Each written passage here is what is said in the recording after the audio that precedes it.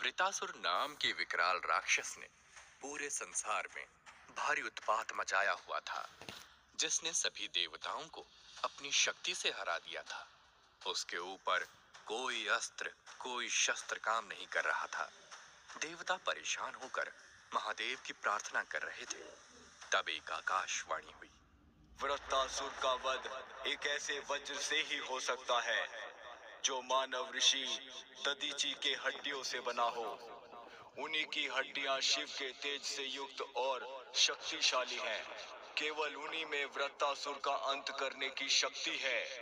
आकाशवाणी सुनकर देवता को राहत तो मिली, क्योंकि उन्हें वृतासुर के अंत का एक मार्ग मिल गया था। लेकिन समस्या ये थी कि महर्षि दधीचि से इतना बड़ा आत्म बलिदान कैसे मांगे। इंद्र बड़े संकोच में आ गए थे, क्योंकि एक बार उन्होंने महर्षि दधीचि का अपमान किया था। उन्हें लग रहा था अगर वो महर्षि दधीचि के पास जाएंगे तो वो उन्हें मना कर देंगे। लेकिन देवताओं के बार बार कहने पर इंद्र महर्षि दधीचि के पास याचक बनकर गए। दधीचि आत्मज्ञानी पुरुष थे। उन्होंने इंद्र का पुराना व्यवहार भूलकर उनका स्वागत किया।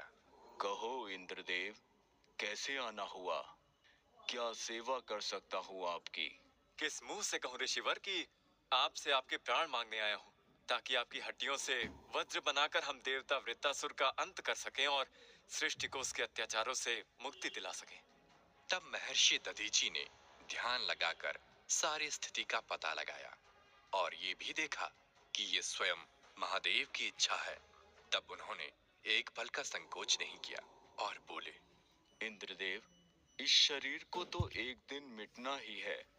अगर ये नश्वर देह संसार की भलाई के काम आ जाए तो इससे ज्यादा खुशी की बात मेरे लिए और क्या होगी। मैं अभी देह त्याग करता हूँ। आप निश्चिंत होकर मेरे हड्डियों का उपयोग करें और संसार की रक्षा करें। इसके बाद दधीचि ने अपने योग बल से प्राण त्याग दिए और इंद्र को अपनी हड्डियां दान कर दी। उनकी हड्डियों से इंद्र ने वज्र बनाया और उसके प्रहार से वृतासुर का अंत किया। जब यह घटना हुई, दधीचि की पतिव्रता पत्नी सुवर्चा आश्रम में नहीं थी। जब वापस आकर उन्हें अपने पति के आत्म बलिदान का पता चला, तो वो देवताओं पर बहुत क्रोधित हुई और अपने पति के साथ सती होने लगी। तब आकाशवाणी हुई। देवी, तुम गर्भवती हो और गर्भवती को सती नहीं होना चाहिए। तुम्हारे गर्भ में जो बालक है उसमें महादेव शिव का तेज है। वह रुद्र है। उसकी रक्षा करना तुम्हारा कर्तव्य है। अगर ऐसा था तो आपने उन देवताओं को क्यों नहीं समझाया कि मेरे पति को आत्मदान करने के लिए प्रेरित ना करें? मैं सती जरूर होंगी और उनके इस स्वार्थी कार्य के लिए कभी क्षमा नहीं करूंगी। ऐसा कहकर देवी सुवर्चा ने अपना पेट अपने हाथों से चीर डाला और उसमें से गर्भ को निकालकर एक पीपल के वृक्ष की जड़ में रख दिया। वो बालक दिव्य तेज वाला था। देवी सुवर्चा ने पीपल के वृक्ष से प्रार्थना की, हे पीपल देव, मुझे अपने पति के साथ सती होकर उनके लोक में जाना है। आप साक्षात नारायण अवतार हैं। इस बालक के पालन पोषण का भार मैं आपको सौंपती हूँ। आप ही माता और पिता बनकर इस शिव स्वरूप बालक का ध्यान रखें और उसे अपने मूल में निवास करने दें। ऐसी प्रार्थना करके सुवर्चा सती हो गई। शिवजी का अवतार होने के कारण मैंने, श्री विष्णु और बाकी सभी देवताओं ने उस बालक का पूरा ध्यान रखा और उसका नाम पिप्लाद रखा। पिप्लाद बचपन से ही बहुत ज्ञानी और दिव्य गुणों वाला बालक था। क्योंकि उनके जन्म के समय उनकी माता को देवताओं पर बड़ा क्रोध था, इसलिए पिप्लाद के मन में भी देवताओं के प्रति सहज क्रोध था। और बड़े होकर जब उसको पता चला कि उसके पिता की असमय मृत्यु का कारण देवताओं का स्वार्थ था, तो उसे देवताओं पर और क्रोध आया। वो देवताओं का विनाश करने के लिए आतुर हो उठा। खुद को धर्म और सत्य के रक्षक कहने वाले देवताओं, वास्तव में तुम पापी और अधर्मी हो। मेरे माता पिता के हत्यारे हो। तुमको मैं जीवित नहीं छोड़ूंगा। तुम्हारे पापों का दंड जरूर दूंगा। ऐसा निश्चय कर पिप्लाद ने भगवान शिव की कठोर तपस्या आरंभ कर दी। तपस्या से प्रसन्न होकर शिव जी प्रकट हुए। भक्त पिप्लाद, मैं तुम्हारी तपस्या से प्रसन्न हूँ। मांगो, क्या वरदान चाहिए तुम्हें? हे महादेव, मैं सारे देवताओं का अंत चाहता हूँ। वे मेरे माता पिता के प्राण लेने वाले हैं। अगर आप मुझ पर प्रसन्न हैं, तो अपना तीसरा नेत्र खोलिए और सारे देवताओं को भस्म कर दीजिए। पिप्लाद की बात सुनकर भगवान शंकर सोच में पड़ गए और बोले, मैं तुम्हें तुम्हारा मनचाहा वरदान दे सकता हूँ, लेकिन उससे पहले मेरे एक प्रश्न का उत्तर दो। क्या तुम्हें इस बात का आभास है कि देवताओं से ही पूरी सृष्टि का जीवन चलता है? सारे देवताओं के अंश किसी न किसी रूप में सभी जीवों में उपस्थित हैं। जीवों की आंखों की रोशनी सूर्य से आती है। मन और भावनाएं चंद्रमा के प्रभाव से बने हैं। शरीर 5 देवताओं वायु, अग्नि, वरुण, आकाश और पृथ्वी से बने हैं। सृष्टि के हर जीव में कोई न कोई देवता किसी न किसी रूप में उपस्थित है। पहले यह जान लो कि यदि मैंने देवताओं को भस्म कर दिया तो यह पूरी सृष्टि समाप्त हो जाएगी और उसके साथ तुम भी। महादेव की बात सुनकर पिप्लाद सोच में पड़ गए। फिर महादेव ने उन्हें समझाया। पुत्र पिप्लाद, देवताओं के प्रति अपना क्रोध त्याग दो और यह जान लो कि देवताओं ने तुम्हारे पिता से उनकी हड्डियां अपनी रक्षा के लिए नहीं, बल्कि पूरी सृष्टि की रक्षा के लिए मांगी थीं।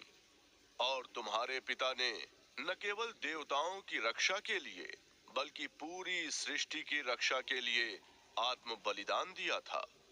तुम्हारे पिता ने प्राण दान कर जिस सृष्टि की रक्षा की, तुम्हारा वरदान उसी सृष्टि का अंत कर देगा। तुम्हारे पिता का महान त्याग निष्फल हो जाएगा। भगवान शिव की बात सुनकर पिप्लाद को अपनी गलती का एहसास हुआ। उनका देवताओं से विरोध दूर हुआ और उसके बाद वो लोक कल्याण करते हुए निस्वार्थ जीवन जीने लगे। पिप्लाद को भगवान शिव का ही अवतार माना जाता है। इसके अलावा भी भगवान शिव ने बहुत से अवतार लिए, जिनमें 11 रुद्र अवतार बहुत प्रसिद्ध हैं। ये अवतार कैसे लिए गए, इनके पीछे भी एक कहानी है।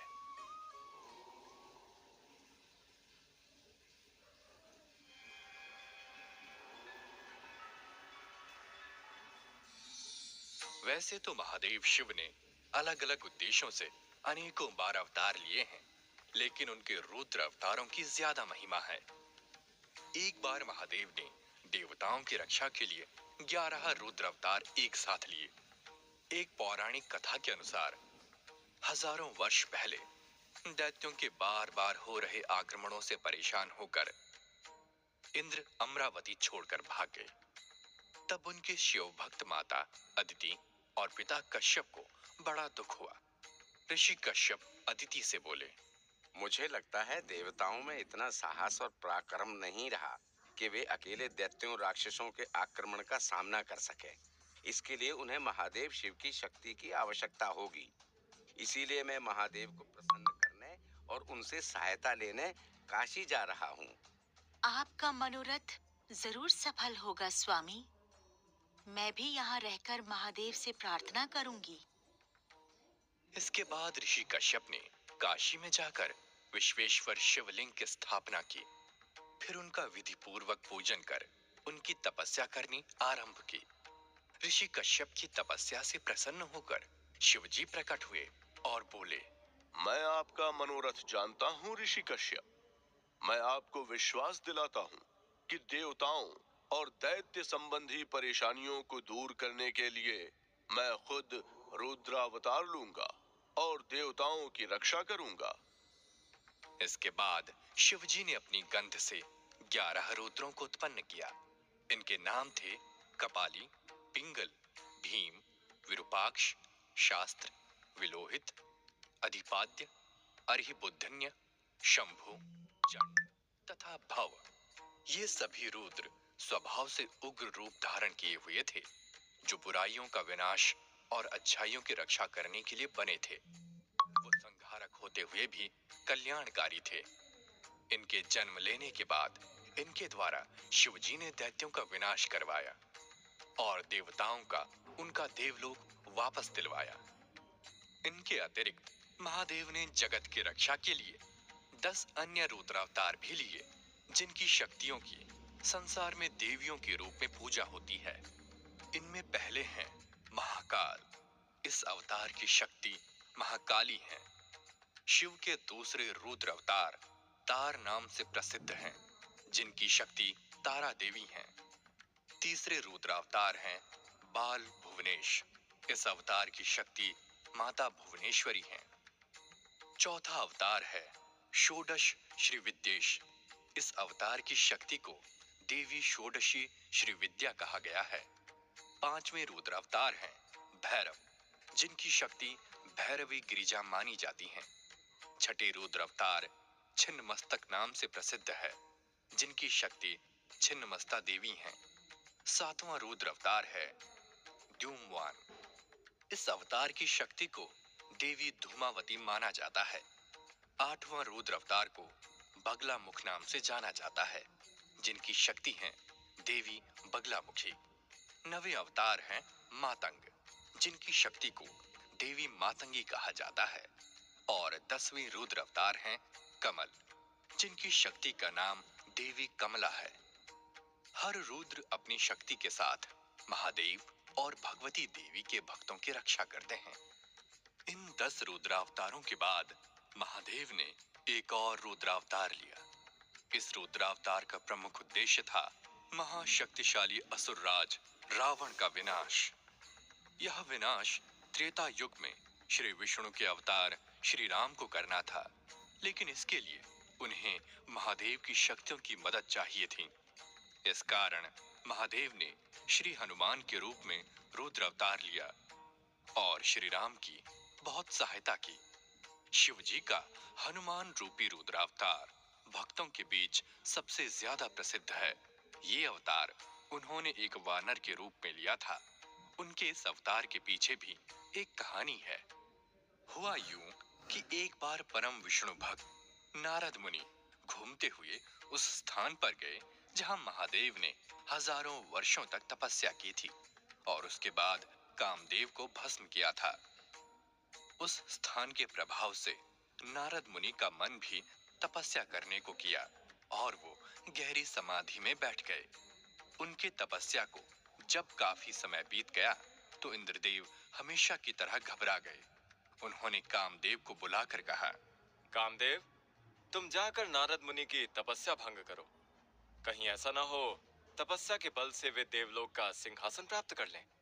जो आज्ञा इंद्रदेव। ऐसा कहकर कामदेव नारद मुनि के पास चले गए। उन्होंने सारे तरीके आजमा लिए, लेकिन वो नारद मुनि का ध्यान भंग ना कर सके और खाली हाथ लौट आए। नारद मुनि को इस बात का बड़ा घमंड हो गया कि उन्होंने कामदेव को हरा दिया और ये बात उन्होंने अपनी बड़ाई करते हुए श्री विष्णु और शिव जी को बता दी। मेरी तपस्या इतनी प्रभावी थी कि कामदेव भी मेरा कुछ नहीं बिगाड़ पाए। मैंने भी महादेव की तरह कामदेव को जीत लिया। नारायण नारायण। नारद मुनि नहीं जानते थे कि उनकी तपस्या में इतनी शक्ति उनके अपने कारण नहीं, बल्कि उस तपस्या स्थल के कारण आई थी, क्योंकि वो भगवान शिव का तपस्या स्थल था। भगवान शिव और भगवान विष्णु दोनों ही समझ गए थे कि नारद मुनि अहंकार में फंस चुके हैं।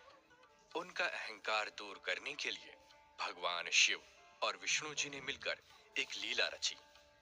उन्होंने अपनी योग माया से एक मायावी नगरी का निर्माण कर दिया, जो देखने में बेहद सुंदर, बेहद भव्य थी। नारद जी ने जब उस नगरी को पहली बार देखा तो आश्चर्य में पड़ गए।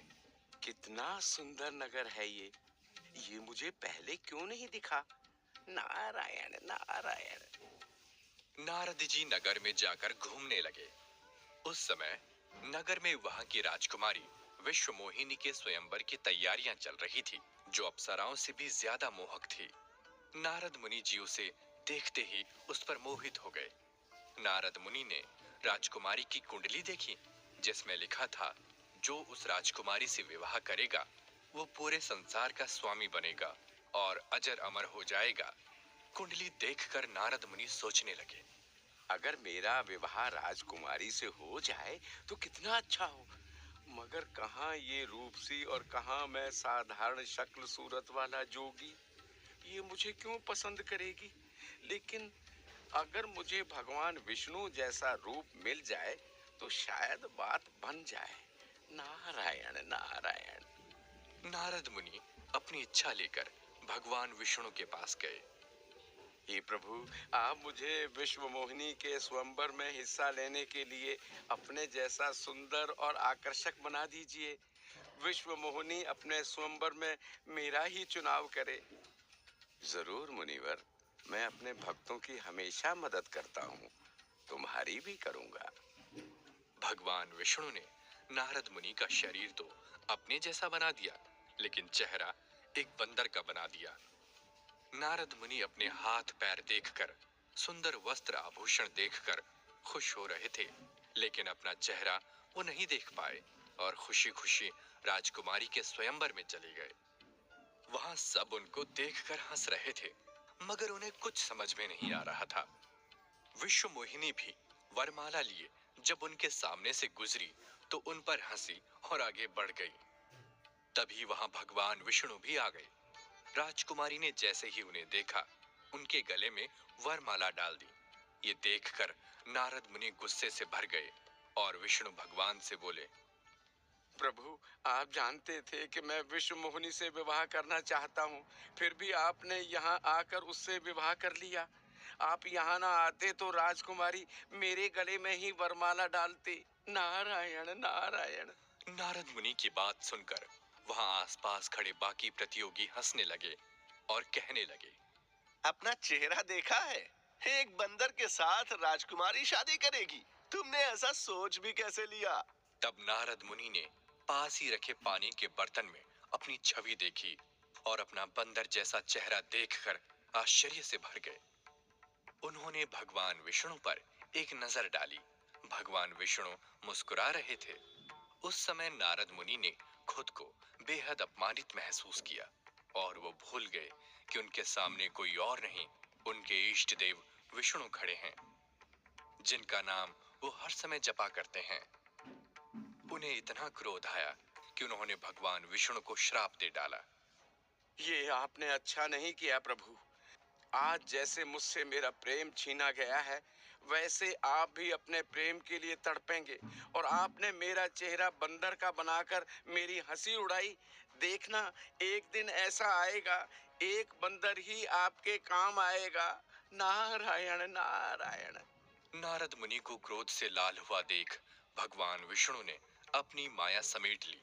अब वहां न कोई नगरी थी, न राजकुमारी, न स्वयंवर। नारद मुनि हैरान रह गए। ये सब क्या है प्रभु? आपने मेरे साथ ऐसा मजाक क्यों किया? तुम्हारा अहंकार दूर करने के लिए। तुम्हें लगता था तुमने कामदेव को जीत लिया, तुम्हारी भक्ति में बड़ी शक्ति है। लेकिन देखो, आज कैसे राजकुमारी की आसक्ति में फंसकर तुमने अपने इष्ट देव को ही श्राप दे दिया। नारद मुनि को समझ आ गया कि भगवान शिव और भगवान विष्णु ने मिलकर उनको सीख देने के लिए ये लीला रची थी। श्राप की बात याद कर उन्हें बहुत दुख हुआ। वो विष्णु भगवान से रो रो कर क्षमा मांगने लगे।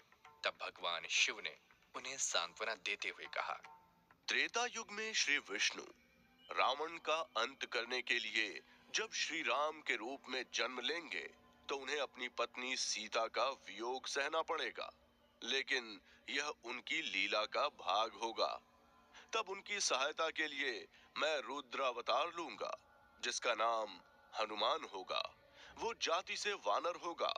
इस तरह तुम्हारा श्राप भी पूरा हो जाएगा और हमारा उद्देश्य भी पूरा होगा। इस कारण भगवान शिव ने त्रेता युग में वानर राज केसरी के घर हनुमान बनकर जन्म लिया, जो उनके रुद्र अवतार थे। श्री हनुमान भगवान शिव का सबसे प्रसिद्ध अवतार हैं, जिन्होंने हमेशा भक्तों की हर संकट से रक्षा की है। भगवान शिव ने हमेशा दूसरों की सहायता की, लेकिन एक बार ऐसा समय आया जब खुद उनकी जान पर संकट आन पड़ा, और तब भगवान विष्णु ने अपनी लीला रचकर उनकी जान बचाई। ये कथा थी भस्मासुर की।